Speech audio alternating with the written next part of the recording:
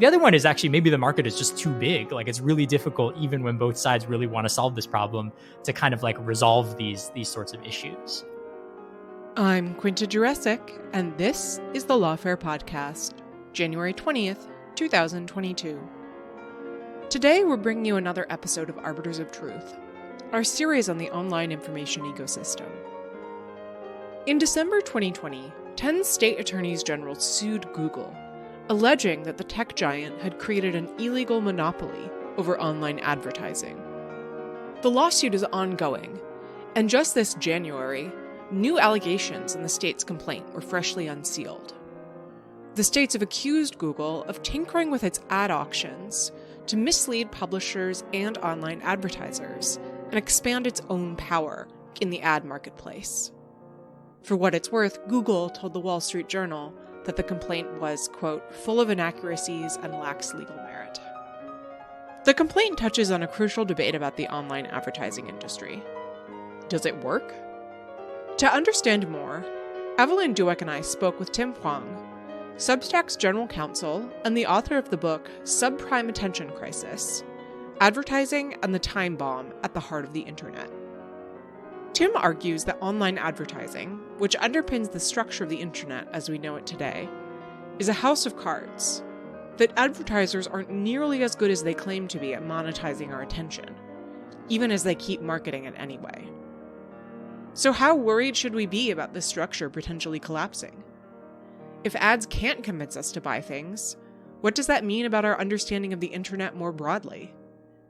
And what possibilities are there for designing a better online space? It's the Lawfare Podcast, January 20th.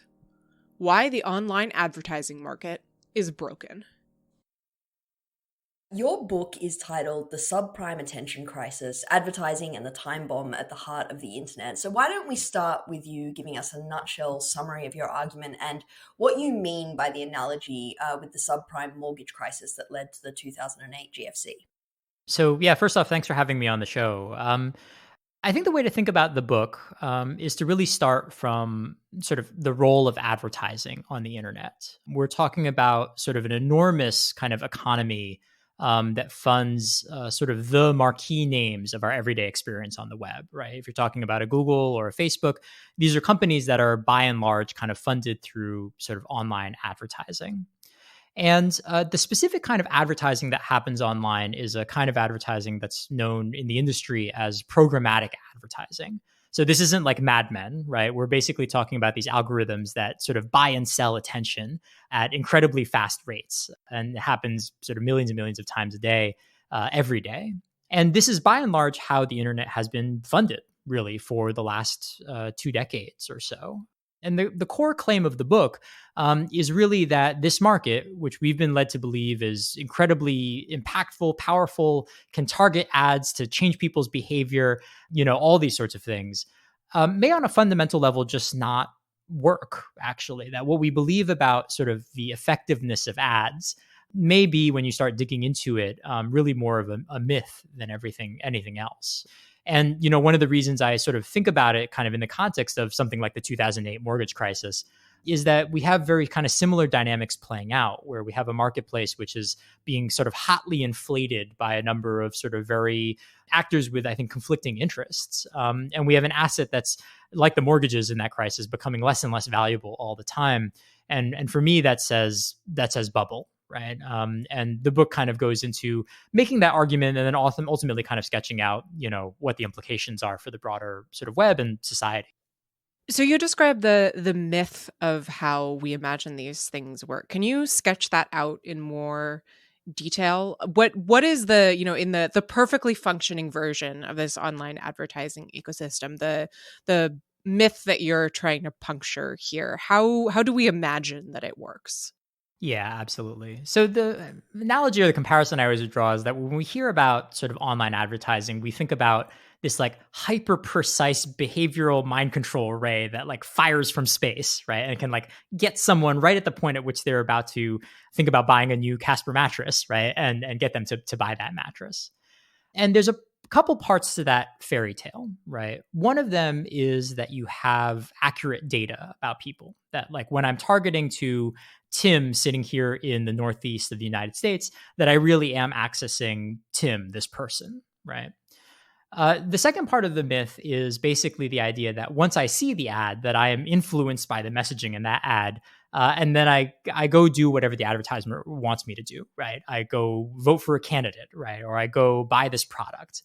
And it turns out that both sides of that story are sort of fundamentally incorrect, or certainly a lot more muddy when you start actually digging into it. So for one, a lot of the data that we have about people, that advertisers have about people, is inaccurate. So we have some studies that suggest that about 40% of online advertising data may be inaccurate. So an advertiser thinks he's advertising to Tim sitting here in the Northeast of the United States, but he's actually advertising to Sarah, who lives, somewhere in Europe.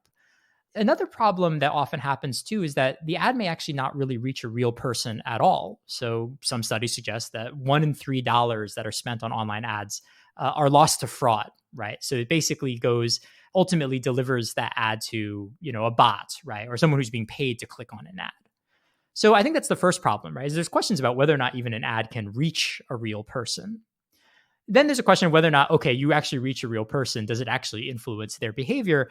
And again, we have these real questions as to whether or not that's the case, right? So, one anecdote I love saying talking about is, when banner ads first made an appearance on the internet, the click-through rate for those ads was something like 50%.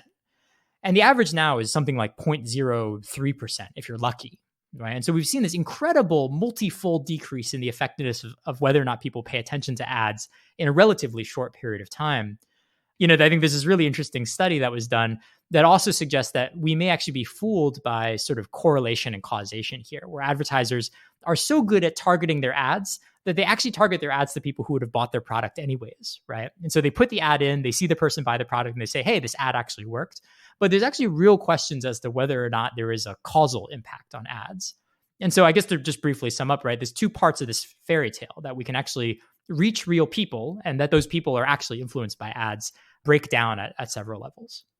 I mean, that decline in the click-through rates is a totally insane statistic. That's absolutely amazing. What's driving that? Why were people clicking so much more than they are now? There's a couple of views on this. I think one of them is people have just become desensitized through ads, right? So they see banners online now, they don't click on them because they know that they're ads. Another one is that people are blocking ads a lot more than they used to, right? So that the ad is actually delivered, but it's actually never seen by the person who's sitting in front of the browser. That's another reason why. Another one, which is a really intriguing thesis that I've been kind of chasing after and would love to write like an article or an essay about, is, maybe when these banner ads first appeared, they were just novel on the internet, and that's why we clicked on them. And so, I think that's such a kind of funny thesis for me, because you kind of think about like the first person ever to see a billboard and they're like, oh man, that big guy on that board over there told me to smoke cigarettes. I should go buy cigarettes.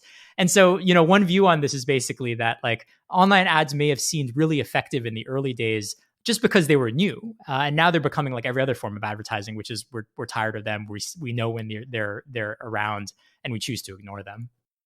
So if this entire ad market is so broken, why isn't the market itself fixing it? And so, why are advertisers continuing to pump so much money into this giant ecosystem if it's just not working? In your book, you reference the famous John Wanamaker quote that half the money I spent on advertising Sure. is wasted. The trouble is I just don't know which half. But it seems like we could be in a situation now where we do know which half. Advertisers track in minute detail where their ads appear, how many views they get, how many click-throughs they get, and then how many purchases they get after those click-throughs. Mm-hmm. Why aren't the advertisers kicking up a fuss or paying less? Why is this bubble persisting?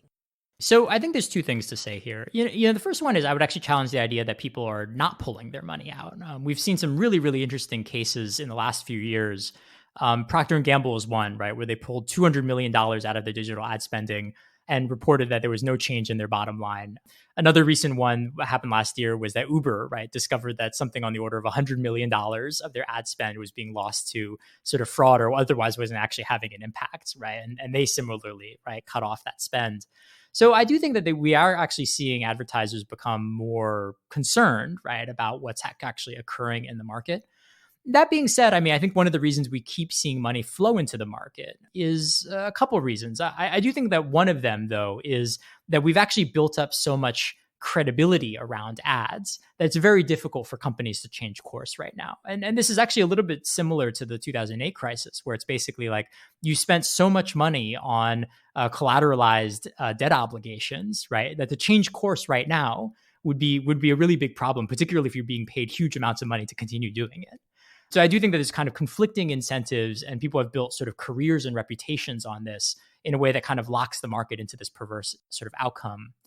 A final factor that I'll just quickly name too is I do think that there's also this really interesting impact where a lot of these businesses are also sort of online businesses are simultaneously sort of destroying or eliminating a lot of the companies that would be competitors in the space, right? So you think about like, okay, well, in the past, maybe you could advertise in radio and you could advertise, through programmatic ads. As these older mediums disappear, that money still needs to flow places, right? And so one theory too is that, the money ultimately flows to where it can flow, which is online ads. So one recent example of this ecosystem this market not working the way it should is in some really interesting allegations filed in a lawsuit that listeners might have heard of, which is filed by multiple state attorney generals against Google and Facebook, accusing them of running a monopoly, or of Google of running a monopoly, and then of sort of coordinating with Facebook to rig ad auctions. And there are some new details about that recently that have been unsealed in the complaint, having to do with the specifics. I don't want to give you a pop quiz on the allegations in this litigation, but I am curious if you could talk about it a little, because I think it's maybe a good case study for your argument and perhaps even vindication. Do you read it that way? I do, yeah. And I think that actually, just as a quick coda before kind of directly going at your question, right? Like, I do think that the whole sort of framework of antitrust law in this space is, I think, very, very interesting. I'm like very bullish on more people becoming huge nerds about programmatic advertising, in large part because it's really wrapped up in what you need in order to bring sort of an antitrust case under US law. Like, one of the traditional problems has been, okay, what's the harm to the consumer? For these so-called monopolies like Facebook and Google, if consumers get their services for free, right? Because the typical conception of harm is that, look, you're paying more than you would otherwise.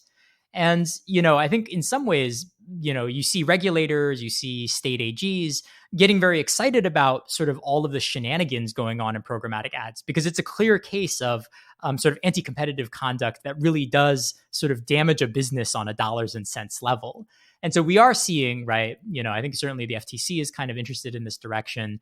And I think is certainly present in the case that you mentioned. And, just to kind of quickly sum up for the listeners, the case there is a set of allegations, which, if true, I do see as a form of vindication for sure, because it suggests that essentially Google, for an extended period of time, was running an auction for their online ads that basically sort of defrauded both ad buyers and ad sellers, right? Where Google would basically say to one side, you sold your ad for this amount. And then they go to the buyer and they said, oh, you bought the ad for another amount, right? And then they were actually capturing the difference between those two numbers and then using that money elsewhere to sort of manipulate the outcomes in the marketplace. And, this is actually really interesting because, again, one of the claims of programmatic advertising is, look, it's a competitive market. You can sort of capture attention at a really efficient rate. And it's also ultimately like effective, right? And I think, what the case demonstrates is the sort of tantalizing possibility that some of the biggest companies in this space are actually engaging in a kind of sort of fraud around the market, and that what we sort of think we know about online ads may not actually be the case. So yeah, I'm watching the case very closely, and I find it super interesting. So, sort of looking at this case, it seems, the word that you just used, which seems pretty appropriate, is fraud.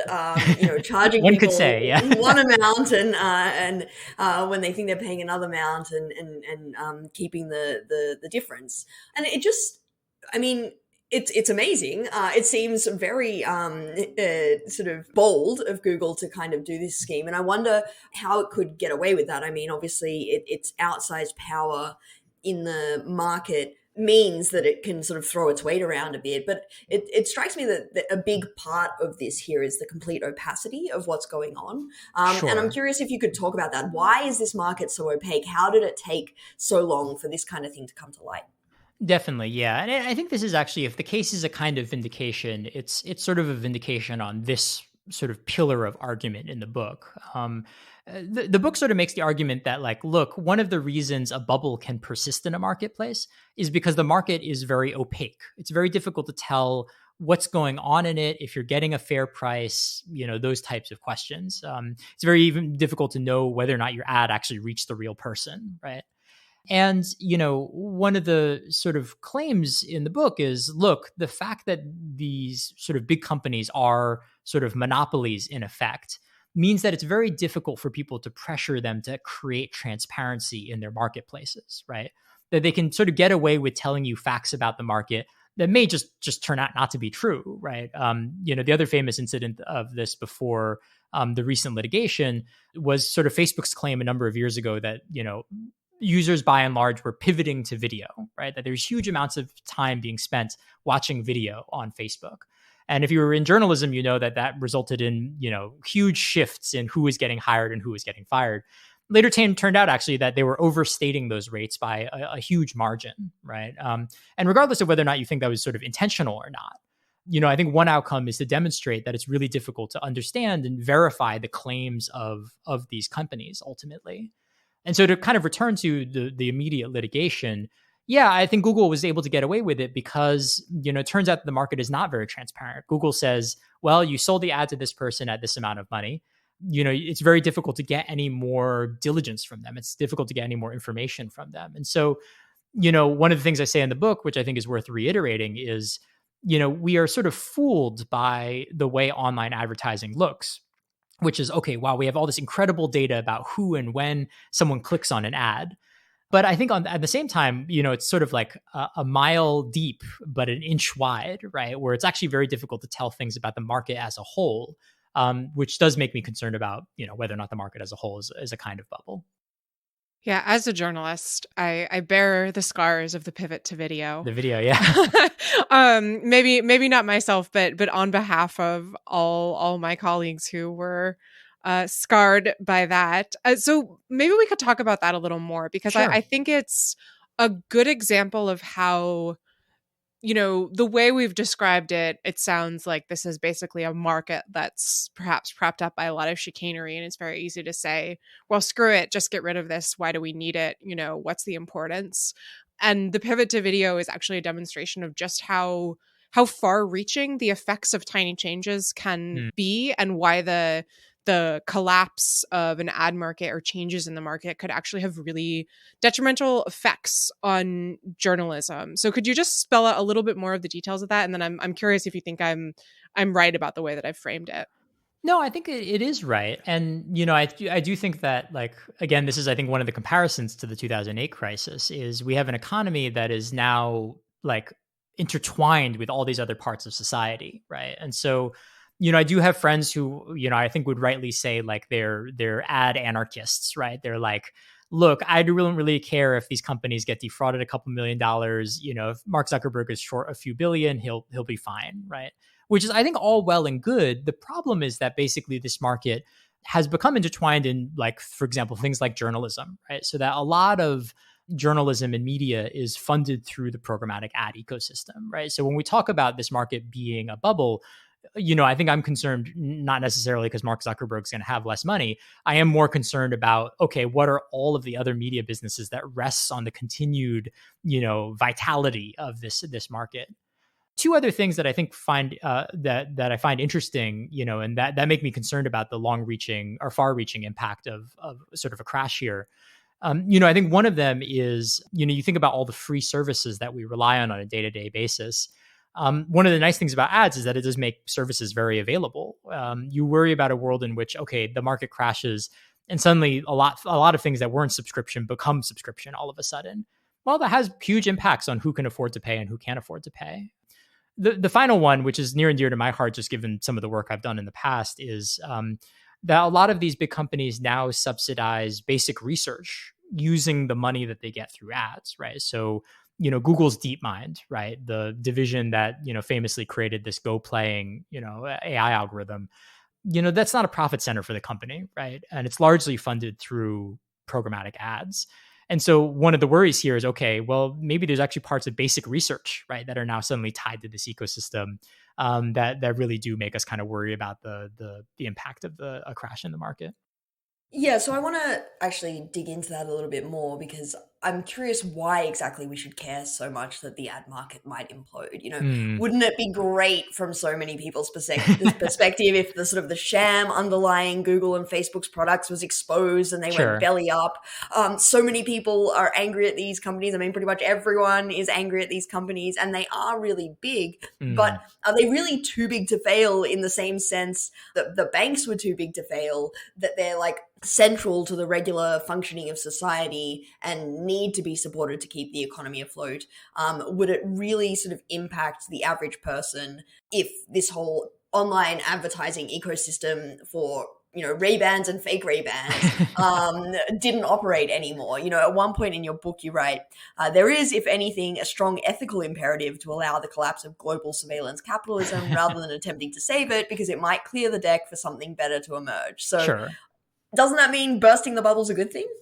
Yeah. So again, like the question is, okay, are we okay with just blowing up the ecosystem as it is, right? Or do we want to kind of proceed in a more, graduated fashion, right? And I think reasonable minds can differ on that question.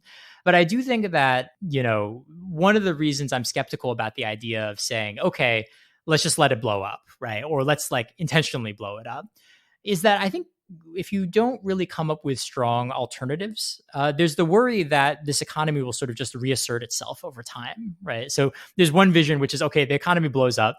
The Silicon Valley is kind of in the doldrums for about a decade. And then we're basically like, okay, let's just re-implement that same system again. So I think if we're worried about persistent change, we have to kind of go in with a plan. A second one is, I think, just about the human consequences of this, right? Which is, okay, we do live in a world where large segments of the media are dependent on this pretty perverse market, right? I think the notion of just saying, okay, well, then blow it up and they'll have to figure it out, I think for me, raises questions about the sort of human cost of that kind of transition. And so, what I advocate for the book is basically like, are there ways of deflating this bubble in a way that makes a transition a little bit more possible? I'm definitely not a fan of the idea that these companies are too big to fail in the sense that they're untouchable. That being said, I also felt the same way about the 2008 crisis, which is that the banks were not too big to fail, and that we probably should have treated them a little bit more harshly in that particular incident. So yeah, that's kind of my thought on it. So this whole framing is implicitly clashing with, I think, what may be the predominant argument about targeted advertising today, which is that it's sort of all powerful. Advertisers, companies can see everything we do and target things personally to us. And that makes people easy to manipulate for both commercial and political reasons. That is obviously at odds with the argument that you're making here, which is that a lot of this just isn't really working at all. It's a bubble. It's propped up by money that's going nowhere. So I'm interested in what you think of that original narrative that I sketched out. And then also, why you think that narrative that ads are so powerful persists if the data shows that targeted advertising just kind of sucks. So I don't know if I can sort of count the wins that I had on the book. I think one of them that I was really happy about, which is that the book basically pissed off almost everybody, right? That basically that there were people who were huge boosters of this economy who were basically like, this guy's an idiot. He doesn't know anything. And frankly, there were a bunch of really strong tech critics being like, I disagree with this narrative. And you're right? I think you are right to point out that we're not just talking about Ray-Bans, right? One of the really interesting kind of stories, which is related to some of the topics we're talking about, is that the ICO, right, Britain's privacy regulator, released a postmortem on the Cambridge Analytica scandal. And, if you recall that scandal, right, it was, okay, shady company acquires Facebook data, uses the Facebook data to do psychographic targeting, and thereby flips the Brexit vote. And, what the ICO ultimately concluded in that investigation was, look, it's undoubtable this was a huge privacy violation, but we can't find any evidence that the psychographic targeting actually did anything. And so you're right. I mean, I do think that this cuts both against sort of the narrative of sort of the tech boosters and also the narrative of the tech critics, who I think actually have reached some kind of détente where they both agree, okay, well, this stuff is really legit and we need to be really worried about it because it provides fuel for both of those sides to have the debate in the first place. Now, again, I don't think this is necessarily, an argument for saying, okay, ergo sort of ads don't matter and we shouldn't worry about them. I think one of the perverse impacts of what I'm talking about is, okay, even though ads don't work, it still has created huge commercial incentives to collect enormous amounts of data about people, right? And, if you're worried about sort of privacy, you're worried about surveillance, right? Like, I think, you should still be worried about ads. I just happen to believe that our critique of them doesn't necessarily have to rely on the idea that, Mark Zuckerberg has a mind control ray. I think the Cambridge Analytica example is really interesting because what that story looks like years on is so different from the initial perception of it in the public Totally, mind. And I've been really interested in how the average person, if they have a memory of Cambridge Analytica, probably their memory of it is more in line with the original reporting of, Mark Zuckerberg's mind control ray. This was used to flip the Brexit vote. This was used to target American voters and win the election for Trump. Obviously, neither of which are true. And I'm sure some of that is just, there's always a bias where we remember things better the first time around and forget the correction. Sure. But I am curious whether if you make anything of the stickiness of the kind of original narrative that these ads are all powerful. Like, is there something that is desirable or attractive about the idea of an all powerful ad marketplace, even if it's malevolent? Like, it seems like it's more appealing, even in some sort of evil way, perhaps, than a marketplace that's just a bubble. Totally, yeah. I mean, I think it's such a compelling narrative, right? I think it's one of the reasons we need to sort of actively be pushing against it. Like the vision of this kind of like ability to like calculate behavior and deliver messages that really kind of like influence, voting behavior and political behavior. That's an exciting story, right? Like even if I hate the tech companies, even if I'm a huge tech critic, that's something to fight against, right? I think what we're ending up with, right, though, in the data is more of a picture of just sort of, a kind of incompetence, right? Which I think is a lot less motivating. I think it's certainly a lot less compelling as a narrative. On some level, you sort of can't fault tech critics for adopting a lot of these claims that come out of industry.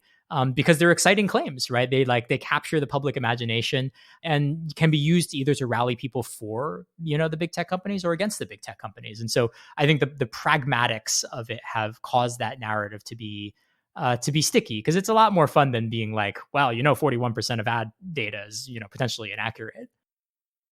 So as we complain about the opacity of this market, I'm sort of thinking about what transparency might do and maybe some of the less welcome side effects. So, I spend all my time thinking about content moderation.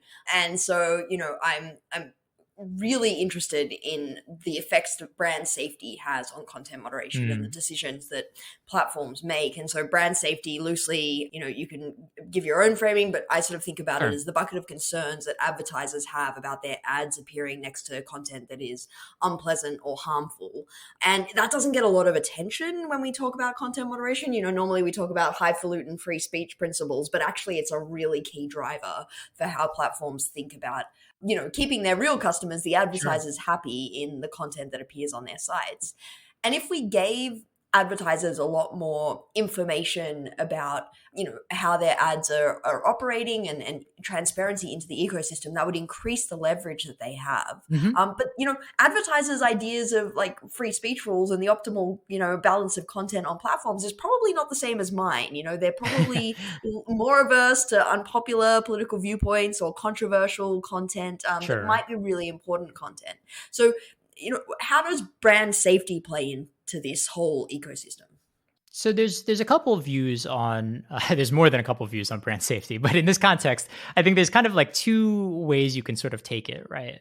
One, which I talk about in the book, is to use brand safety as basically a way of talking about how the market is really quite opaque, right? Which is that you have platforms that really want to do right by their advertisers.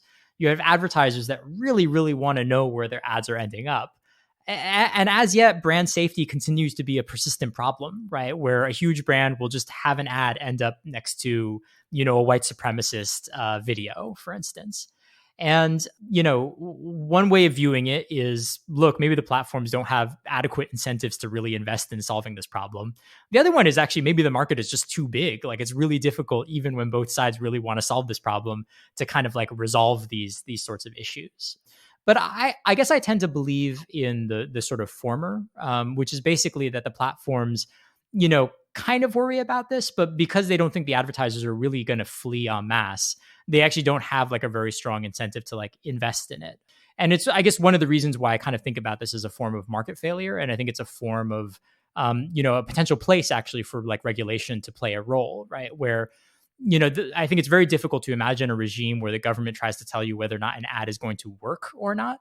But I do think that the government can play a really powerful role in helping to just provide more data about how this market is actually evolving and what the outcomes are in practice. And so, what that would look like would be sort of like stronger mandates about, a company's obligations to report on, brand safety incidents and monitoring. There's a second question, which I want to make sure I get right, which is like, you also had a question about like, okay, would that be a good thing though, right? Like that maybe it's actually a bad thing, or maybe that's actually a good thing that advertisers can't tell where their ads are ending up because it accidentally ends up funding a range of speech, which may actually be better than what they would do if they knew about where their ads ended up. Is that right? Yeah, I just have this sort of anxiety about increasing the leverage that advertisers have in this ecosystem as well. Like it's kind of, which devil do you prefer? Sure. The giant evil platforms or the, advertisers who, who have their own interests at stake. But, I'm not sure that increasing the transparency necessarily just between those two parties is going to get us to better outcomes. Yeah, I think that's fair enough, right? I guess what I would say is, like, if advertisers are going to make those choices, like, I would want them to make them with, like, data that we can all see and evaluate, right? And, that might not stop them necessarily from making those choices. But I think right now the problem is we actually haven't even gotten to, like, the first, in Maslow's hierarchy of transparency, we don't even really know the reality of the situation right now. And so I'd kind of prefer that we know about that. And then I think we can evaluate the questions of like, okay, what do advertisers do like relative to that? So you mentioned you got some pushback to the book. I'm curious what the most interesting or compelling pushback you received was, and if it changed how you thought about your argument. I think there's two takes that were critical. I think one is good and one is bad. I'll start with the bad one first because it's I think a fun one. And I think it's worth just kind of driving the point home. And then I'll talk about the good one, which, because once it was brought up to me, I kind of can't stop thinking about it. So the bad one is basically people who sort of make the argument. They're like, well, Tim, some of the world's most sophisticated companies spend millions of dollars on this ecosystem. And you don't really believe that they would put this money into this ecosystem if it didn't work, did you? And I think one of the really funny things is like, that's what people, before every single market bubble have said, right? And we do have these really interesting cases, right? Where like, yeah, actually it turns out that, the case from last year, right? Aussie Media, BuzzFeed did this great investigation where it just turned out that they were selling fraudulent ad impressions to, JP Morgan and Visa and Amazon, companies you would think would have their sort of stuff together. And I think that the prevalence of fraud and the prevalence of big companies being defrauded is much higher than we think. So I think that's the bad take. The really intriguing take that was brought up to me was from an unnamed person who has spent a very long career in the advertising industry and who is basically like, Tim, you've got it all wrong. Advertising has nothing to do with selling a product. It has nothing to do with positioning a brand. It has everything to do with impressing other CEOs and other CMOs. And, the reason why a CMO does a big ad campaign for the Super Bowl is because the CEO is watching the Super Bowl and they're really impressed, right?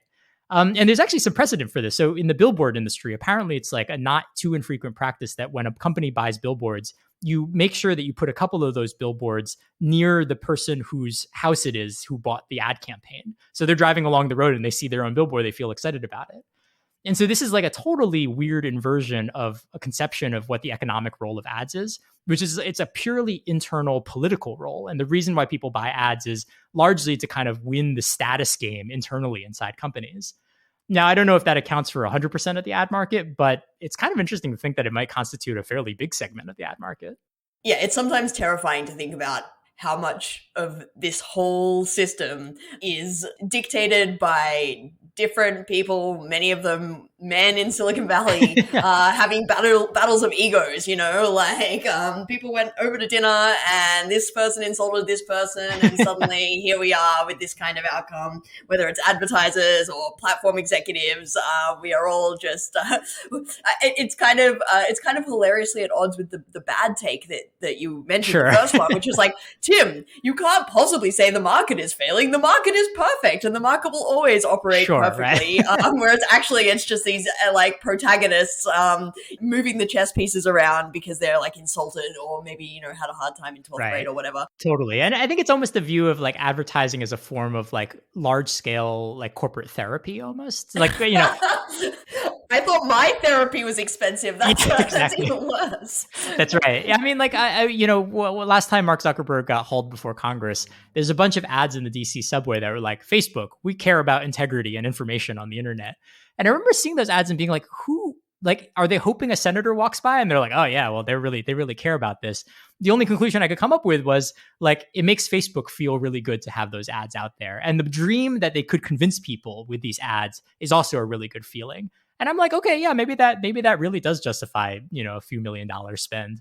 I will say, as someone who spends a lot of time, or used to pre-pandemic, in the DC metro, it is also true that when you get near Capitol Hill, you start seeing a lot of ads for like armament companies, so like Raytheon. And I have always wondered, is that supposed to, trigger the thought of some congressional aide sitting on the metro? Like, you know what? We really should give them a contract, which I think just, goes to your whole point. Totally, about how totally. We have no idea if ads work or not. Well, I've seen the launch for the metaverse with Mark Zuckerberg in it, and the only explanation for that is it's some sort of therapy because he is not the best actor to put in that video. So I think your thesis is has been proven and vindicated by that. Totally, yeah. Well, and I mean, to return to the thesis of the book, right? Like, yeah, I guess if that's true, maybe we don't have a bubble, right? Like maybe this is actually really persistent, right? Because then it has absolutely nothing to do with do ads actually reach people? Are they actually effective?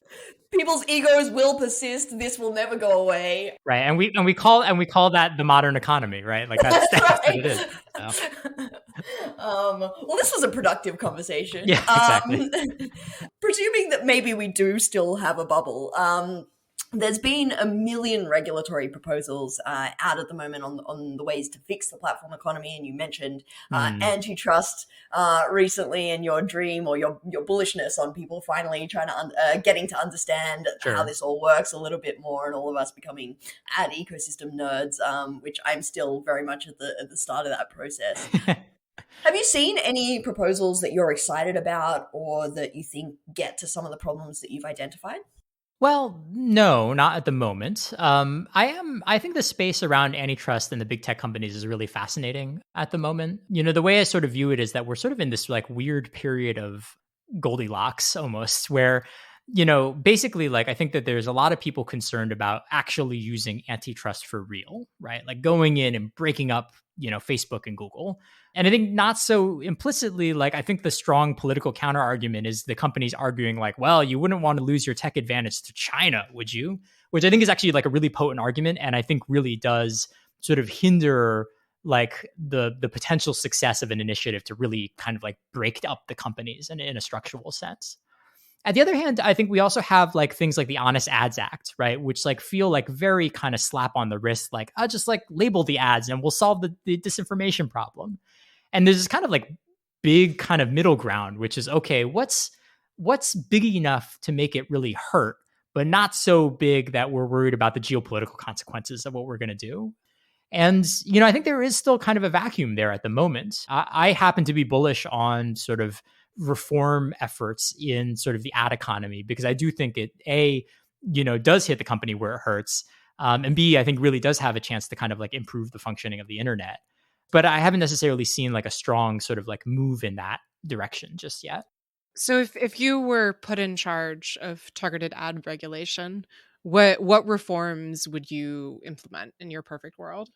So, the proposal that I would give is actually the proposal that's sort of in the book. The title of the book obviously references 2008, but the sort of final chapter of the book kind of leans on what happened, essentially after the Great Depression, right? Like sort of in the aftermath of that bust. And, you know, ultimately what was done there was actually touching on some things that we've already talked about, right? Which is, okay, we don't necessarily want the government coming into the financial marketplace and saying this stock is worth investing in, this stock is not worth investing in. And, I think the same is true in the ad space, right? Particularly because people buy ads for all sorts of different reasons. Instead, what was done there was to basically say, we're going to implement this regime whereby if you're going to offer shares of stock to the public, you have certain disclosure requirements. And if you commit fraud on those disclosure requirements, there's going to be some really strong penalties. And I think there's actually some similar things that could be done here in the programmatic ad marketplace, right? So one really basic thing could be like, okay, so how do we improve sort of public accessibility of data on brand safety, right? I think that that's like a really key thing that could be done. Another one is like, could we implement rules around price transparency, right? So we evade or we deal with some of the problems that came up in the Texas AG's sort of litigation with Google. So I think that's a second thing that I would name. And I think then the question is, can we actually give it teeth, right? To say, okay, as a company, when you disclose this information, right? If we find out later that this is actually not the case, that there are financial penalties, there's maybe even personal liability penalties for the people who put out this information.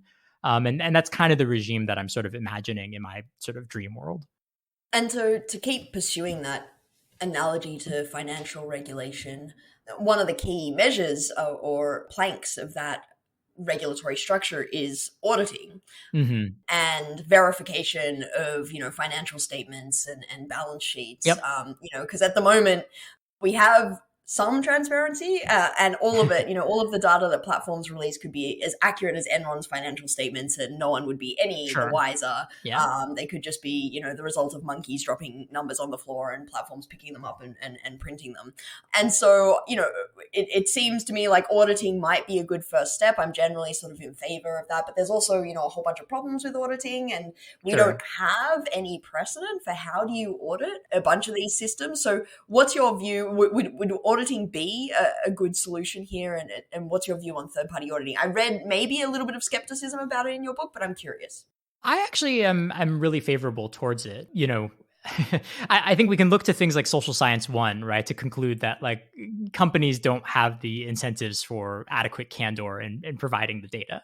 And just to unpack that a little bit, I mean, our listeners should be aware of Social Science 1. We've talked to Nate personally a couple of times and his frustration with that, but maybe you could just give a sentence or two. Sure. It was a big initiative that was launched, I believe, in 2018. The notion was basically that Facebook was going to let a limited set of academic researchers and I believe nonprofits get access to their social data in order to, better investigate the problems of disinformation. In practice, that has turned out to be very difficult to get any amount of useful data from Facebook.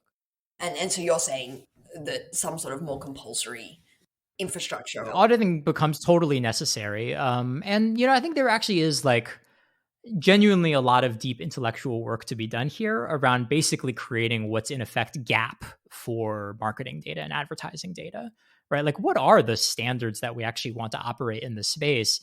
The body that would be creating this is the IAB, right, which is the programmatic advertising's lobby.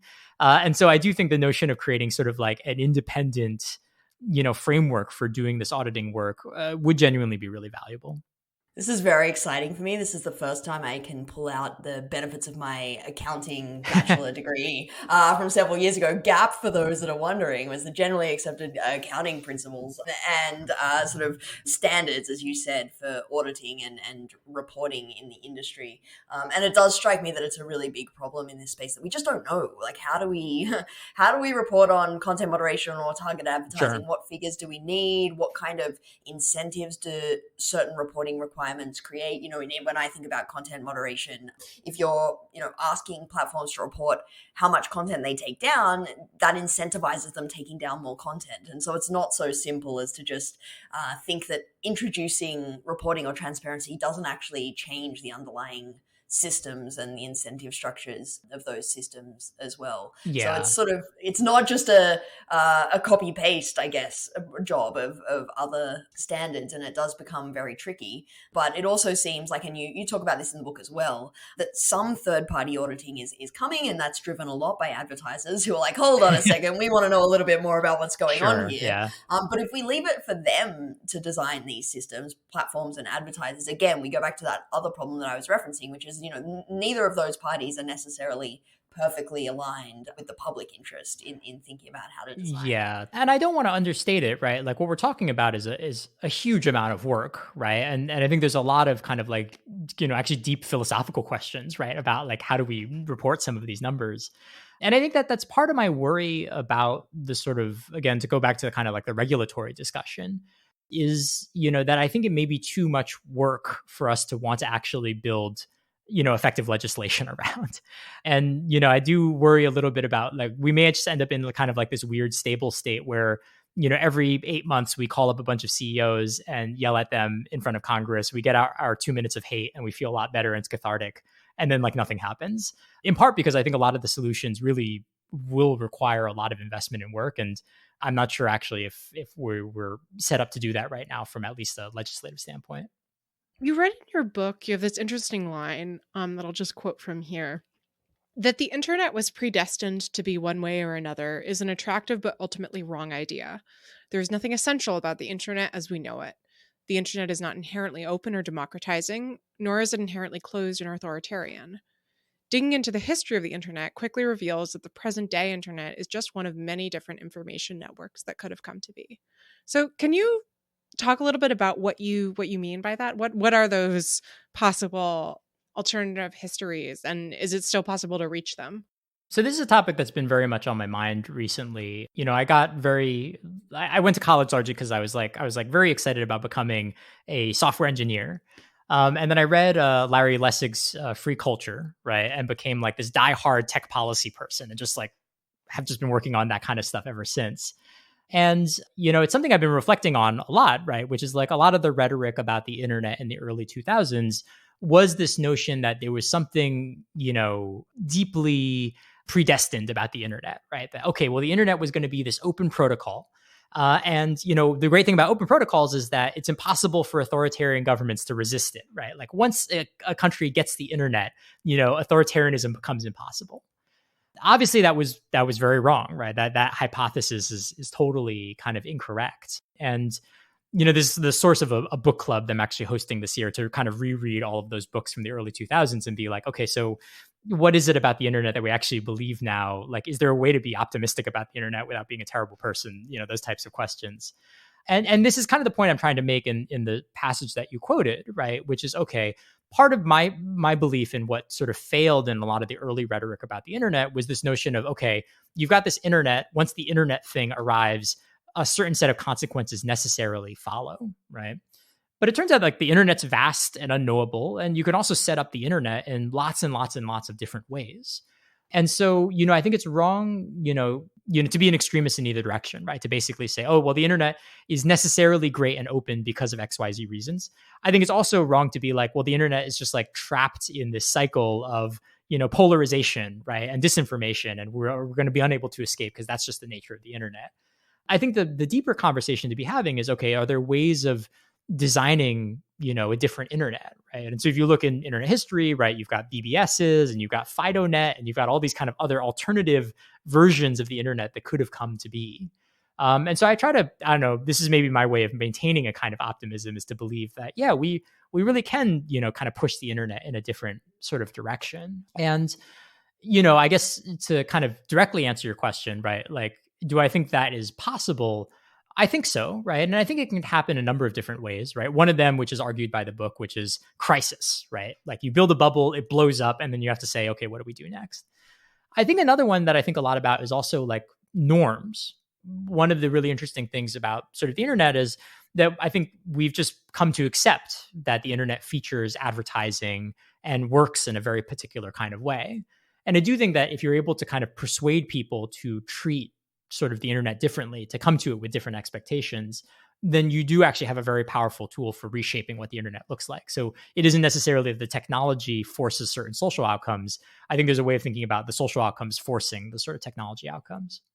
Although to push back on that a little bit, advertising and attention has kind of been at the heart of every public sphere that has ever existed in a way. You talk about advertising being at the heart of the internet and Sure. sort of just trying to imagine an alternative future, which sounds very exciting. Sign me up. But, if you look at newspapers and you look at the radio and cable and things like that, I mean, it's always been driven by ads and the attention economy. And one of the reasons why newspapers are going under all over the place is because they were so reliant on advertising, Sure. and now platforms are eating their lunch. So do you think there's something about the internet that makes it possible that it could be more immune to that incentives? Or, am I just being too pessimistic to say, come on, Tim, it's inevitable, this is the way the world runs? Yeah, there's a funny anecdote actually. Is there's this great book from I think over a decade now called The Victorian Internet, which is about the rise of the telegraph. And even before the electronic telegraph, there was a thing called the visual telegraph, which was literally a building that was shaped like a lighthouse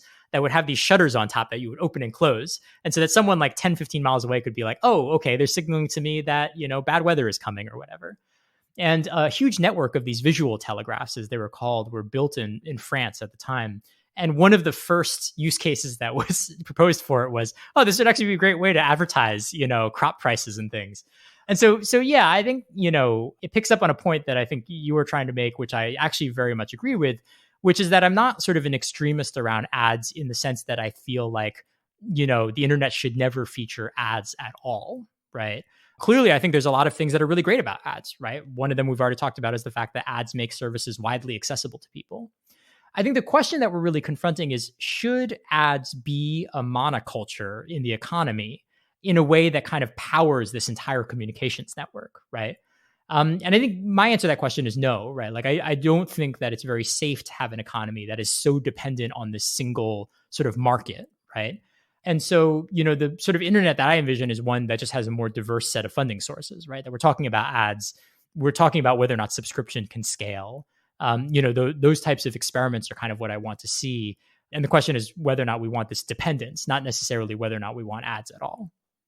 So I would be remiss if I didn't note that you're not just an observer of this space. As you said, you're also a practitioner. So you're previously the global public policy lead for artificial intelligence and machine learning at Google, and you're now general counsel at Substack. I'm interested if you can talk about it at all, how those experiences have shaped your understanding of the dynamics you describe in the book, particularly Substack, just because it's presented itself as sort of offering an opportunity for writers working online to work outside the strictures of a market developed to sell attention. So let me start with Google and then can talk a little bit about Substack and the kind of current work there. So for Google, Google was really kind of in some ways the origins of the book. When I was working there, obviously I was working on AI and machine learning, very hot at the time. But I think one of the things that's most struck me about the whole experience was the degree to which people actually don't talk about ads at the company on a day-to-day basis. The culture of the engineers there, the culture of the product managers there are people who are like really excited to talk about self-driving cars and AI and all those types of topics. But the ads sort of ecosystem that really funds most of nearly everything at the company, is kind of strangely absent from the culture. And, I guess it impacted me in that, it was intriguing to me that like here, in the center of Silicon Valley, talking to engineers that work at one of the biggest ad companies in the world, even they can't necessarily give a good account for how the system works. And so, I think that had a very direct sort of inspiration on the book insofar as it was like, can we just have a good explainer here as to what's going on? For Substack, I think it's this kind of intriguing question, to go back to a question that was posed earlier, right? Like, I think there's some people where you say, okay, so what do you think is the future of the internet? And they're like, oh, it's going to be micropayments on the blockchain, right? And I guess I'm a little bit old fashioned, right? Like, I think that like maybe the different internet is just a subscription internet, right? Like one where we pay for content essentially. And so, I will say one of the things that really drew me to Substack is sort of the notion that you might be able to get subscription to scale. And to go to what we were talking about a little bit earlier, that we actually, if you do it well enough, might be able to change the norms around how people approach content, right? So one of the big battles of moving off the ad-based internet is that the psychological price of all content on the internet is $0.00. If you can change the norms where people say, oh, actually, I expect to pay for some of this content, right? And you can do that at a big enough scale, right? That really suddenly starts to change what's possible in terms of business model. And so I guess one of the reasons I'm excited about Substack, though, obviously I can't speak for the whole company, is sort of the notion that, you could make subscription scale and it can almost be a way of sort of behaviorally scaffolding a different way for people to sort of engage with content online, to wit, that they're willing to pay for it. So to close us out, I wanted to kind of zoom out and ask a big picture question. I'm curious if or how your arguments about the failures of targeted advertising shapes your assessment of the sort of suite of problems facing the internet and the information ecosystem today. We've already touched on how, there's often this view of the sort of the dangerous effectiveness of targeted advertising. And I think that's often linked to arguments about the danger of disinformation, because it depends on this idea that people are easily persuadable by what they see online. On the other hand, Joe Bernstein pointed to your book and his big Harper's piece on the sort of the disinformation industrial complex to argue that concerns about disinformation are overblown precisely because if ads don't work as well as we think they do, then perhaps, Russian trolls posting online can't change your mind either. So I'm curious if you think he's right. And if we accept your argument about the failure of ad tech, what do you think we should be paying more or less attention to in the conversations about the future of the internet and the challenges it's facing?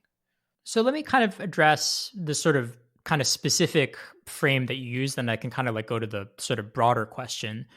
There is implication certainly for the argument that I'm making about sort of the debates that we have around disinformation, misinformation online. And I think there's kind of two ideas that I'd sort of put forth. I would say I don't necessarily agree with Joe on everything, but I think he is making a number of good points.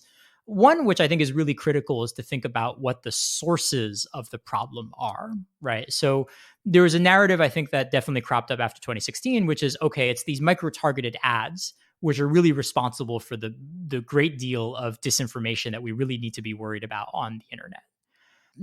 I think the sort of argument about, sort of commercial ads, right, Ray-Bans, should make us skeptical that it really is this kind of ad infrastructure, which is at the heart of the disinformation concern or set of problems. So I think the first thing is that we may need to change our story about sources, like where is the origin of the problem?